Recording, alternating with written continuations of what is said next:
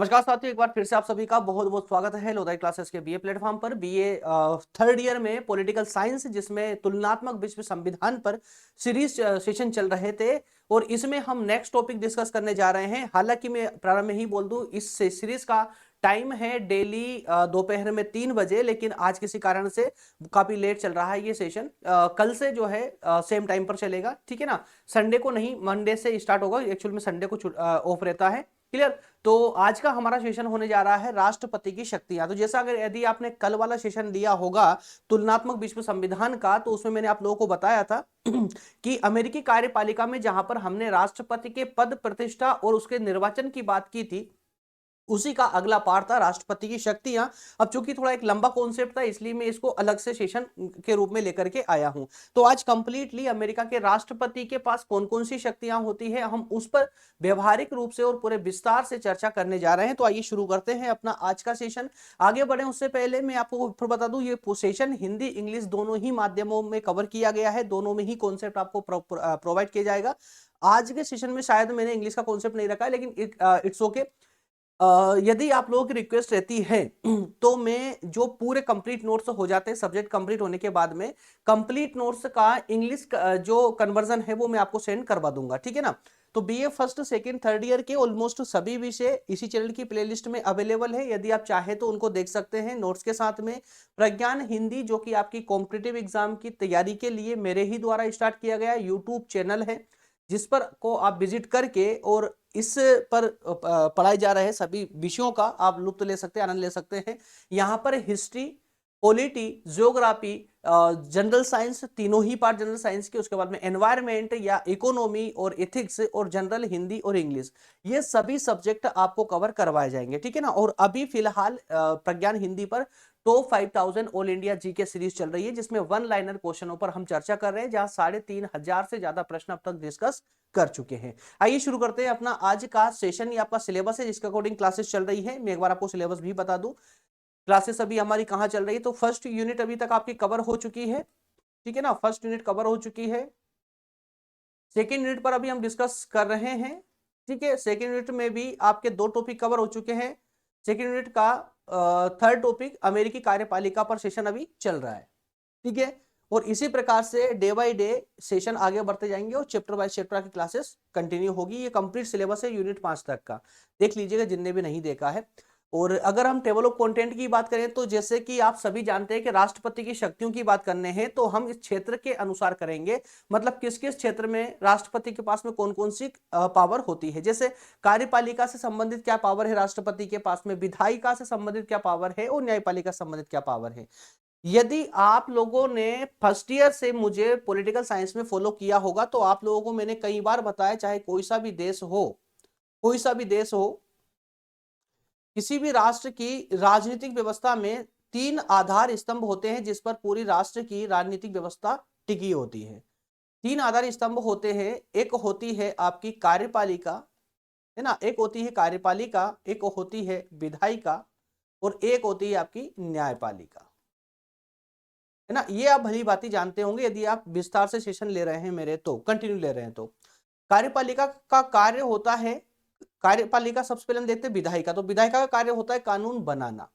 उस विधायिका के द्वारा बनाए गए कानून को संचालित करवाने का काम करती है कार्यपालिका, ठीक है। और यहां पर इस कानूनों में, ये कानून किसी प्रकार से जनता के अधिकारों को ना छीन ले, जनता का और संविधान का ध्यान रखने का कार्य करती है न्यायपालिका। बात समझ आई। तो इन तीनों क्षेत्रों से के संबंध में राष्ट्रपति के पास में कौन सी पावर है, आज हम उसी पर डिस्कस करने जा रहे हैं। चलिए शुरू करते हैं अपना सेशन। ये प्रश्न है आज की यूनिट से संबंधित, इसको एक बार देख लीजिएगा आप लोग जब पीडीएफ डाउनलोड करेंगे तो।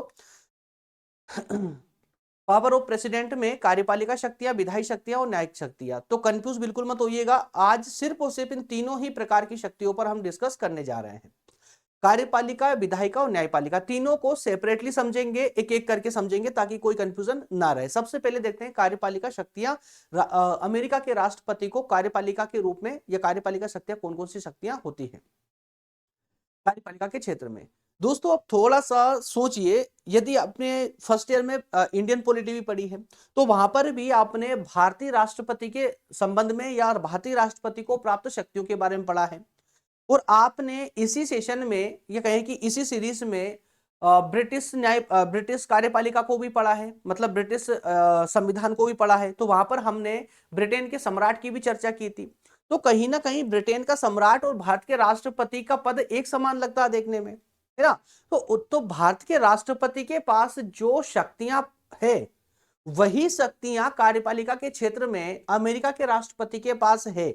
लेकिन एक बड़ा डिफरेंस है, देखिए भारत के राष्ट्रपति के पास भी वही शक्तियां हैं जो अमेरिका के राष्ट्रपति के पास है। फर्क दोनों में सिर्फ इतना है कि भारत का राष्ट्रपति उन शक्तियों का प्रयोग अपनी इच्छा से नहीं कर सकता, जबकि अमेरिका का राष्ट्रपति उन शक्तियों का प्रयोग अपने स्वयं विवेक अर्थात अपने स्वयं की इच्छा से कर सकता है। सिर्फ इतना डिफरेंस है, बाकी सब कुछ आपको सेम मिलेगा देखने में। तो अमेरिका में एक्चुअल में भारत की ही तरह शक्ति विभाजन का सिद्धांत कार्य करता है, शक्ति विभाजन का, है ना। विभिन्न स्तरों पर शक्तियों का विभाजन किया गया है।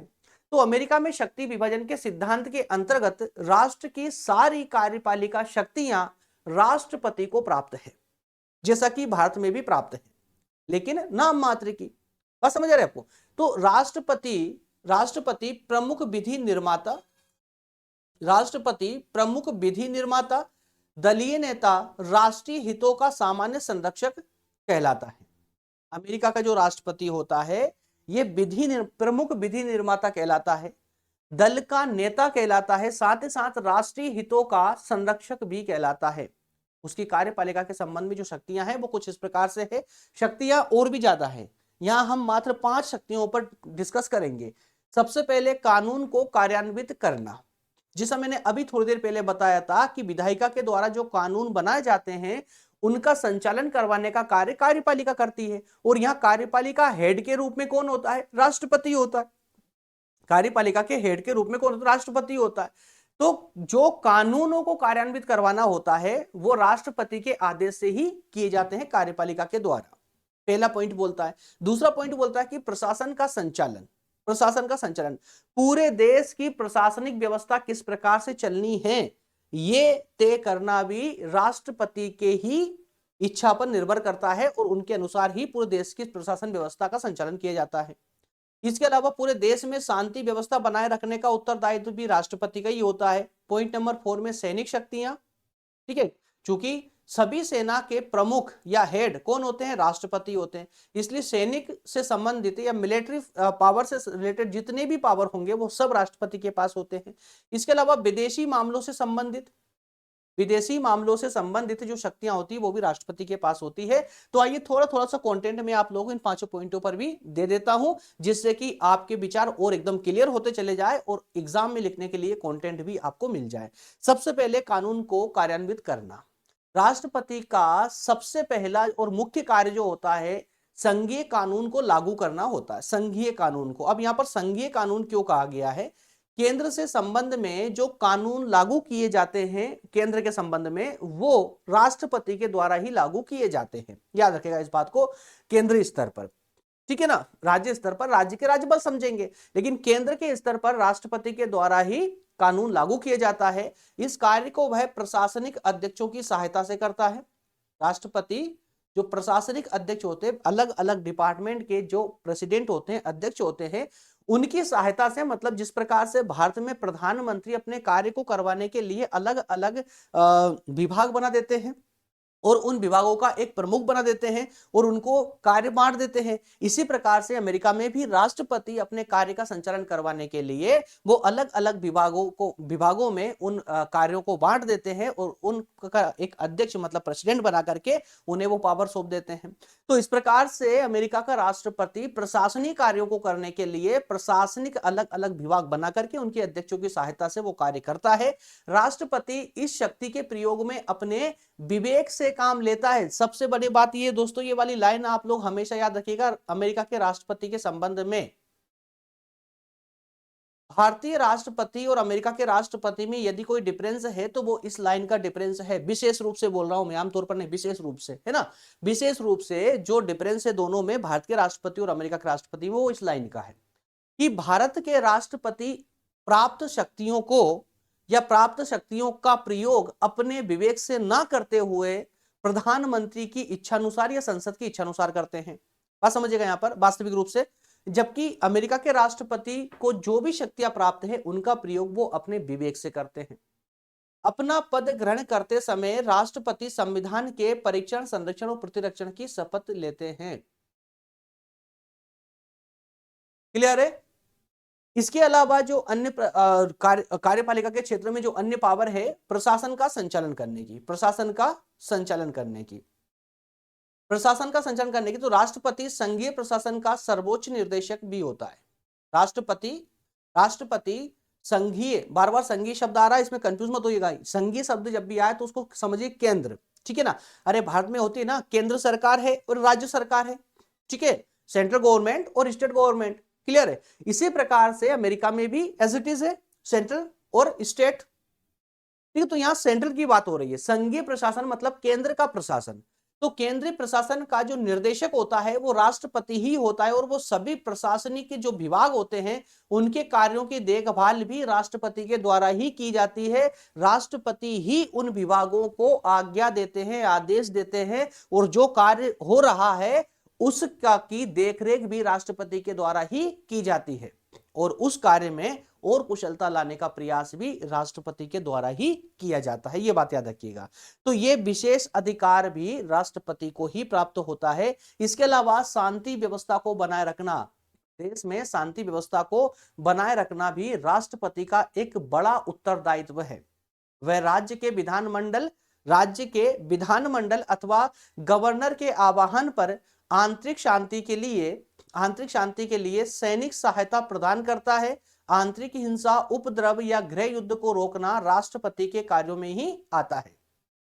ठीक है, तो केंद्र स्तर पर तो राष्ट्रपति पूरी तरह जिम्मेदार होता है शांति व्यवस्था कायम रखने में। लेकिन जब कभी मामला होता है राज्य का, किसी स्टेट का, तो स्टेट में भी यदि कोई उपद्रव हो रहा है, कोई हिंसा हो रही है या कोई गृह युद्ध जैसी स्थिति बन रही हो, तो उस स्टेट का गवर्नर राष्ट्रपति से आग्रह करेगा तो राष्ट्रपति तुरंत उस गवर्नर को या उस राज्य को इस प्रकार की सहायता प्रदान करेंगे जिससे कि वहां पर उक्त प्रकार की हिंसा, उपद्रव या गृह युद्ध जैसी परिस्थिति को रोका जा सके और पूरे देश में शांति व्यवस्था कायम हो सके। इसके अलावा अन्य शक्तियों में सैनिक शक्तियां भी राष्ट्रपति का प्रमुख अंग है। जैसे राष्ट्रपति संयुक्त राज्य की स्थल सेना और जल सेना का तथा राष्ट्र की वास्तविक सेवा में लगाई गई विभिन्न राज्यों की सेनाओं का सर्वोच्च सेनापति होता है। यह सबसे बड़ी बात है दोस्तों, यह बात याद रखिएगा। चाहे वो सेना सेंटर की हो, चाहे वो स्टेट की हो, सभी सेनाओं का जो प्रमुख होते हैं ना वो राष्ट्रपति होते हैं। सर्वोच्च सैनिक अधिकारियों की नियुक्ति करना, युद्ध का संचालन करना, ये सब राष्ट्रपति के आदेश अनुसार ही होंगे और ये सभी शक्तियां राष्ट्रपति के पास ही होती हैं। उसी प्रकार से विदेशी मामलों के संबंध में शक्तियां, तो अमेरिका के संविधान में इन शक्तियों का कोई खास उल्लेख तो नहीं है, लेकिन अब व्यवहारिक रूप से अगर देखा जाए तो देखिए यार, ब्रिटेन का संविधान जब आप पढ़ रहे थे तो वहां पर भी आपने देखा तो कई सारी चर्चाएं ऐसी थी जो संविधान में उल्लेखित नहीं थी, लेकिन परंपराएं जो चल रही थी उन परंपराओं ने कानून का रूप धारण कर लिया। मतलब व्यवहारिक रूप से जो चर्चा चल रही थी उन व्यवहार ही कानून बन गए। तो इसी प्रकार से अमेरिका में भी व्यवहारिक रूप से जो है राष्ट्रपति के पास ही ये अधिकार होता है कि वो विदेशी मामलों का किस प्रकार से संचालन करे। कई संधियां करनी होती है, युद्ध संबंधी निर्णय लेने होते हैं, विदेशी व्यापार संबंधी निर्णय लेने होते हैं, ये सब निर्णय राष्ट्रपति के द्वारा ही लिए जाते हैं। हालांकि संविधान में इसका विशेष उल्लेख नहीं है। क्लियर हुआ? तो ये 5 पॉइंट थे अमेरिकी राष्ट्रपति की कार्यपालिका संबंधी शक्तियों से। इसके अलावा दोस्तों दूसरे पक्ष में बढ़ते हैं तो विधायी शक्तियां या विधायिका संबंधी शक्तियां। तो पहले इन शक्तियों पर आगे बढ़े उससे पहले विधायिका के संबंध में समझ लीजिए कि विधायिका एक्चुअल में ये लेजिस्लेटिव पावर होती क्या है। लेजिस्लेटिव पावर क्या होती है? तो जो विधायिका होती है ना, जैसे मैंने प्रारंभ में बताया कि 3 आधार स्तंभ होते हैं किसी भी पॉलिटी का या किसी भी राज्य व्यवस्था के या किसी भी देश की राजनीतिक व्यवस्था के 3 आधार स्तंभ होते हैं। कौन कौन होते हैं? विधायिका होती है, कार्यपालिका होती है और न्यायपालिका होती है। तो विधायिका जो कानून बनाने का काम करती है, और चूंकि आप देखते हैं ना चाहे कोई सा भी देश हो, प्रत्येक देश की शासन व्यवस्था चलती किससे? कानूनों से चलती है ना। प्रशासनिक व्यवस्था कैसे चलती, कानूनों से चलती है। और ये कानून बनाता कौन है, तो ये विधायिका बनाती है। तो विधायिका के संबंध में राष्ट्रपति के पास कौन सी शक्तियां होती है। अब यदि आप भारत के संविधान की ओर झांकोगे तो आपको पता चलेगा कि यह संसद कानून बनाने का काम करती है, लेकिन कुछ अधिकार राष्ट्रपति को भी दिए जाते हैं, लेकिन वो अधिकार थोड़े से धुंधले पड़ जाते हैं संसद के सामने। इसी प्रकार से अमेरिका के राष्ट्रपति के पास भी वही अधिकार है और वही प्रभाव अमेरिका का राष्ट्रपति भी रखता है उन कानूनों को लेकर के जो प्रभाव भारत का राष्ट्रपति रखता है। ये बात याद रखिए। लेकिन एक छोटा सा डिफरेंस यहां पर यह बन जाता है कि भारत में जो राष्ट्रपति महोदय होते हैं वो संसद के हितैषी होते हैं। संसद में जिसका बहुमत होता है ना, उसके हितैषी होते हैं, क्योंकि उस गवर्नमेंट के द्वारा ही राष्ट्रपति चुना, उसके द्वारा ही लगभग व्यवहारिक रूप से देखा जाए तो उसी गवर्नमेंट के राष्ट्रपति होते हैं, है ना। उसी गवर्नमेंट का व्यक्ति ही राष्ट्रपति पद धारण करता है, जबकि अमेरिका में ऐसा नहीं होता। इसलिए अमेरिका के जो राष्ट्रपति होते हैं उनके पास जो भी पावर होती है ना, उसका भरपूर यूज करते हैं, वो भरपूर यूज करते हैं। क्यों? क्योंकि उनको संसद से कोई लेना देना ही नहीं है, संसद के दबाव में वो नहीं रहते हैं। वो क्या है दोस्तों, याद रखिएगा, वो पूरी तरह स्वतंत्र होते हैं संसद से। इसीलिए तो समझिएगा यहां पर कि संयुक्त राज्य अमेरिका में शक्ति विभाजन का सिद्धांत लागू किया गया, ये आप सभी जानते हैं। इसके अलावा अमेरिका में अध्यक्षात्मक शासन प्रणाली को लागू किया गया, ये भी आप भली भांति जानते हैं। मतलब इसका यह हो कि राष्ट्रपति को सैद्धांतिक रूप से विधायी शक्तियां प्राप्त नहीं है, सैद्धांतिक रूप से अगर देखा जाए तो। अरे भारत का संविधान देख लीजिए, भारत में राष्ट्रपति के पास कहां पावर होती है ना, विधायिका संबंधी। तो सैद्धांतिक रूप से तो विधायिका के संबंध में राष्ट्रपति के पास कोई पावर नहीं होती है। कांग्रेस मतलब कि वहां की संसद, जिसे हम कांग्रेस कहते हैं, तो कांग्रेस ही वहां की संघीय व्यवस्थापिका होती है। इस दृष्टि से राष्ट्रपति की स्थिति इंग्लैंड के प्रधानमंत्री से भी कम हो जाती है, परंतु व्यवहार में ऐसा नहीं है। व्यवहार में ऐसा नहीं है। अवरोध और संतुलन प्रणाली के कारण राष्ट्रपति कानून निर्माण को प्रभावित करता है। राष्ट्रपति की विधायी शक्तियां, आइए कुछ देखते हैं कुछ पॉइंटों में। वही 5 पॉइंट हम यहां पर भी देखने वाले हैं विधायी शक्तियों के संबंध में। जैसे पहला पॉइंट बोलता है कि कांग्रेस के अधिवेशन के संबंध में, कांग्रेस के अधिवेशन के संबंध में क्या शक्तियां हैं, संदेश भेजने के संबंध में, कार्यपालिका को आदेश देने के संबंध में, वित्तीय शक्तियों के संबंध में या विलंबकारी निषेधाधिकार के संबंध में। ये 5 शक्तियों को हम विशेष रूप से यहां देखने वाले हैं। तो आइए एक एक करके इनको भी डिस्कस करते हैं। अनावश्यक रूप से क्लास को लंबा करने से फायदा क्या है, पॉइंट टू पॉइंट आगे बढ़ते हैं, जल्दी से क्लास कंप्लीट करते हैं, है ना। चलिए, तो कांग्रेस के अधिवेशन के संबंध में क्या पावर है, तो भारत के राष्ट्रपति और ब्रिटिश सम्राट, ब्रिटेन के सम्राट, जो संसद, जो उनके पास जो अधिकार है, इस पॉइंट को थोड़ा ध्यान से सुनिएगा। भारत के राष्ट्रपति का एग्जाम्पल लिया है और ब्रिटेन के सम्राट का एग्जाम्पल लिया है। इन दोनों को जिस प्रकार से संसद का अधिवेशन बुलाने का अधिकार है, संसद को स्थगित करने का अधिकार है और निम्न सदन को भंग करने का अधिकार है, बिल्कुल उसी तरह से अमेरिका के राष्ट्रपति को भी यही शक्तियां प्राप्त है अधिवेशन को लेकर के, कांग्रेस के अधिवेशन के संबंध में। दूसरे प्रकार की शक्ति की बात करें संदेश भेजने की, तो संविधान की धारा 2 और भाग 3 में बताया गया है कि राष्ट्रपति कांग्रेस को समय समय पर संघ की स्थिति की जानकारी देगा। राष्ट्रपति समय समय पर संघ की, मतलब पूरे देश की स्थिति की जानकारी देगा और उसके विचार के लिए ऐसे सुझावों की सिफारिश करेगा जिन्हें वह आवश्यक और उपयुक्त तो समझता हो। देश में अगर ऐसी कोई परिस्थिति उत्पन्न हो रही हो जो नहीं होना चाहिए, तो उसके संबंध में ही वो संसद को, मतलब कांग्रेस को अपना संदेश भेजेगा, है ना। और इस परिस्थिति को रोकने के लिए क्या उपाय किए जा सकता है, ऐसे सुझाव भी देगा। तो ये भी एक बड़ी पावर है राष्ट्रपति के पास में। इसके अलावा कार्यपालिका आदेश, तो दोस्त कार्यपालिका आदेश भी जो है राष्ट्रपति का एक प्रमुख अधिकार होता है और एक बड़ी शक्ति होती है उनके पास कि राष्ट्रपति कांग्रेस द्वारा पारित कानून को लागू करते समय अपनी कार्यपालिका शक्तियों का प्रयोग करते समय कई बार कार्यपालिका आदेश जारी करता है। इन आदेशों का महत्व कानून से कम नहीं होता है, ये अपने आप में कानून बन जाते हैं। तो अपने आप में कानून बन जाना, जबकि कानून बनाने का अधिकार किसको है, विधायिका को है, लेकिन यह राष्ट्रपति ने ही अपना खुद का कानून बना लिया। कैसे पॉसिबल हो पाया? अरे कभी कभी ऐसी परिस्थिति फंस जाती है कि संसद ने कोई विधेयक पास करवा के उसको कानून बना दिया। अब वो कानून बनने के बाद विधायिका तो जाएगी नहीं वहां पर लागू करवाने के लिए, किसको देंगे वो, कार्यपालिका, मतलब कि राष्ट्रपति के हाथ में आना है वो, कानून लागू होने के लिए। तो उसको लागू करने के लिए और अपनी जो भी टीम है उसको आदेश देते समय कुछ ऐसे आदेश राष्ट्रपति जारी कर देते हैं कि वो आदेश अपने आप में ही कानून बन जाते हैं, समझिएगा, है ना। और उनका महत्व कानून से कम नहीं होता है, उनका पालन करना ही होता है फिर। क्लियर है। इसी प्रकार से अन्य पावर में वित्तीय शक्तियां, हालांकि वित्तीय मामलों में राष्ट्रपति के पास कोई विशेष पावर नहीं होती है। निसंदेह वित्तीय मामलों पर कांग्रेस का ही नियंत्रण होता है। किसका? कांग्रेस का, मतलब कि संसद का ही नियंत्रण होता है। लेकिन वार्षिक बजट की जब बात आती है तो वार्षिक बजट राष्ट्रपति की देखरेख में ही तैयार होता है।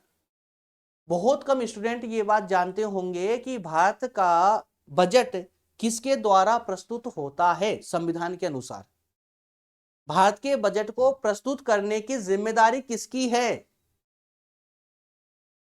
बहुत सारे स्टूडेंट की कमेंट आएगी कि सर वित्त मंत्री की, जबकि वित्त मंत्री की जवाबदारी नहीं होती है, ये जवाबदारी होती है राष्ट्रपति की। राष्ट्रपति ही अपने उनको वित्त मंत्री को आदेश देते हैं कि आज जाइए आप ही कर दीजिए।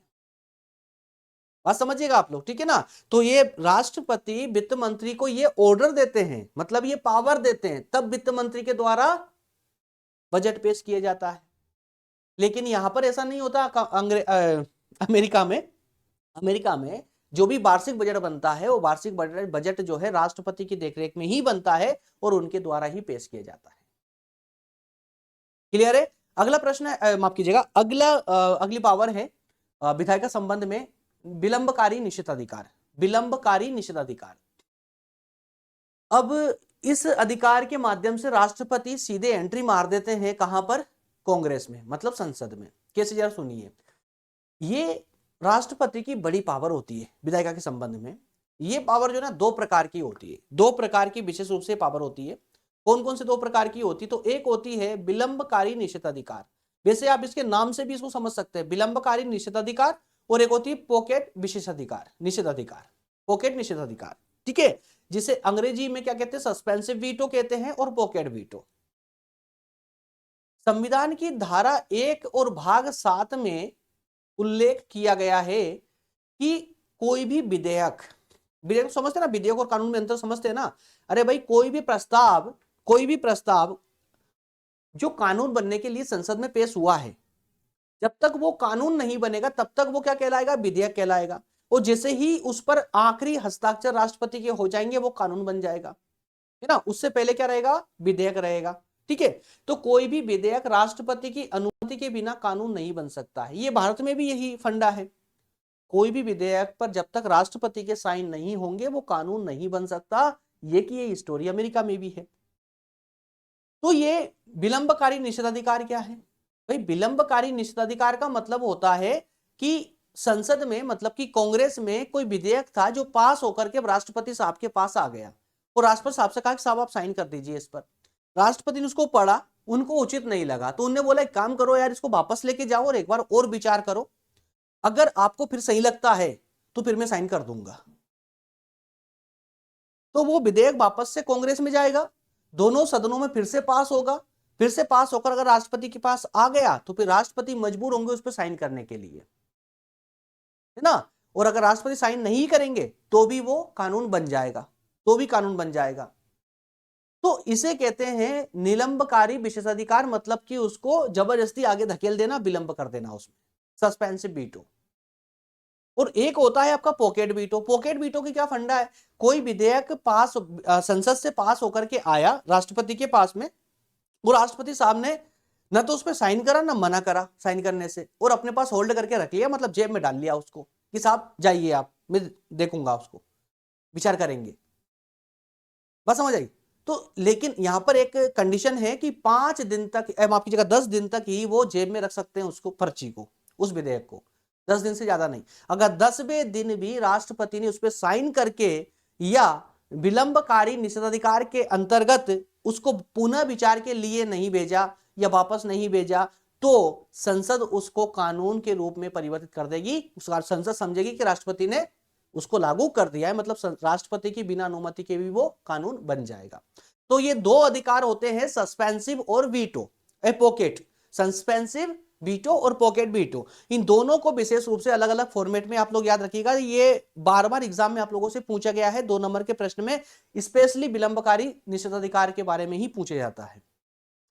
बात समझ आई ना। चलिए अंतिम रूप से हम बात करेंगे अब न्यायिक शक्तियों की। तो यार देखिए, न्यायिक शक्तियों में ना पूरे दुनिया में 2 देशों की बड़ी चर्चा होती है, भारत की और अमेरिका की, क्योंकि यहाँ की जो न्यायपालिका है पूरी तरह से पृथक है, पूरी तरह से स्वतंत्र है ना। और जितनी पावर अमेरिका के सुप्रीम कोर्ट के पास है ना, उतनी ही पावर भारतीय सुप्रीम कोर्ट भी रखता है, इसलिए इनकी ज्यादा पहुंच होती है। तो अब जबकि यहां के सुप्रीम कोर्ट को विशेष पावर दी गई है, स्वतंत्रता दी गई है, तो क्या राष्ट्रपति उसमें दखल दे सकते हैं? तो बिल्कुल नहीं दे सकते। संसद भी कोई दखल दे सकती है? नहीं दे सकती। तो फिर राष्ट्रपति के पास ही पावर आई कहां से? तो भैया होती है पावर। कैसे पावर होती है? भारत के राष्ट्रपति के पास पावर नहीं है क्या? उनके पास भी होती है ना। जैसे देखिए, पहली पावर देखिए, न्यायाधीशों की नियुक्ति करना। सुप्रीम कोर्ट के न्यायाधीशों की नियुक्ति कौन करते हैं? तो यहाँ के राष्ट्रपति महोदय करते हैं। सीनेट की अनुमति से, हालांकि ये स्वयं नहीं करें, सीनेट की अनुमति से अमेरिका के उच्चतम, ये एक बड़ी प्रोसेस होती है, ऐसे नहीं बस किसी को वोट आया ना सुप्रीम कोर्ट के अध्यक्ष है ना न्यायाधीश के रूप में बिठा दिया, ऐसा नहीं है। एक पूरी प्रोसेस होती है, उस प्रोसेस के तहत ही सीनेट की अनुमति से अमेरिका के उच्चतम न्यायालय के न्यायाधीशों की नियुक्ति राष्ट्रपति के द्वारा की जाती है। इसके अलावा क्षमादान का अधिकार एक बड़ा अधिकार होता है इनके पास में। अगर संघीय कानून के विरुद्ध कोई अपराध किया गया है तो राष्ट्रपति उसको क्षमादान भी कर सकते हैं, दंड को स्थगित भी कर सकते हैं, या उस दंड को, उस सजा को कम भी कर सकते हैं। लेकिन राष्ट्रपति उस व्यक्ति के दंड को कम या क्षमा नहीं कर सकता जिस पर महाभियोग के द्वारा दंडित किया गया हो। समझ रहे हैं आप? महाभियोग के द्वारा दंडित किया गया हो, उस व्यक्ति को क्षमा नहीं कर सकते, क्योंकि वो महाभियोग जो है ऐसे ही नहीं लगाया जाता, बल्कि उसकी पूरी चर्चा संसद के दोनों सदनों में होती है। संसद के दोनों सदनों से पास होने के बाद ही वो महाभियोग प्रूफ हो पाता है। तो ऐसी स्थिति में राष्ट्रपति को अधिकार नहीं होता है कि वो क्षमादान दे। तो मात्र बस आज सेशन इतना ही। कल वाले सेशन में हम आपके सिलेबस के अकॉर्डिंग ही चर्चा करेंगे। तो आप आज आपने अमेरिका के राष्ट्रपति के तीनों प्रकार की पावर को आपने भली भांति समझा है, ठीक है। अच्छा, यहाँ पर आज भी चेंज नहीं हुआ, इट्स ओके, कोई बात नहीं। मैं फिर से आगे ले चल करके आपको दिखा देता हूँ कल वाले सेशन, कल वाला टॉपिक क्या होने वाला है। कल वाले टॉपिक पर मैं आपको दिखा देता हूं। अरे भाई आगे बढ़ो यार। ओके, कल जो आपका टॉपिक होगा, कल हम चर्चा करने वाले हैं अमेरिकी व्यवस्थापिका की, ठीक है ना। अमेरिकी व्यवस्थापिका पर कल हम चर्चा करेंगे, व्यवस्थापिका पर। तो कल हम अमेरिकी व्यवस्थापिका को सेपरेटली समझेंगे, उसके बाद में अमेरिका की न्यायपालिका को समझेंगे, और फिर अमेरिका की दलीय व्यवस्था को। तो 3 सेशन जो है थोड़े से लेंथ में बड़े होंगे, ज्यादा होंगे, लेकिन इसमें जानकारी भी भरपूर मिलने वाली है। कंटेंट भी एक व्यवस्थित फॉर्मेट में मिलेगा। किताबों में थोड़ा सा है ना इधर उधर का फॉर्मेट मिलता है, जरूरत से ज्यादा हो जाता है तो कंफ्यूजन बहुत सारी क्रिएट होती है, लेकिन मैं ऐसा नहीं होने दूंगा आपके लिए। यहाँ पर जो मैं फॉर्मेट लेकर के आऊंगा, जो कंटेंट लेकर के आऊंगा, इस प्रकार से कैटेगरी में व्यवस्थित करके लाऊंगा ताकि आप लोगों की कंफ्यूजन पूरी तरह समाप्त हो जाए, और सारे जितने भी टॉपिक हैं ये पूरी तरह से एकदम स्पष्ट रूप से आप लोगों को समझ आए। क्लियर है? ओके फ्रेंड्स, तो बढ़ते हैं आगे और मिलेंगे कल वाले सेशन में इसी पॉलिटी वाले पार्ट में। और अभी सेकेंड ईयर वाले बच्चे अगर अभी कोई देख रहा हो तो 9 बजे वाली क्लासेस 90% चांसेस है क्लास होने के। मैं पूरा प्रयास करूंगा क्लास लेने के अभी, क्योंकि आज दिन भर से पूरी क्लासेस डिस्टर्ब थी। आज पूरे दिन की पहली क्लास है मेरी ये, है ना। तो नोटिफिकेशन आपको आधे घंटे पहले मिल जाएगा यदि क्लास होगी तो। क्लियर है? ओके फ्रेंड्स, मिलते हैं नेक्स्ट सेशन में। बहुत बहुत धन्यवाद। Thank you so much.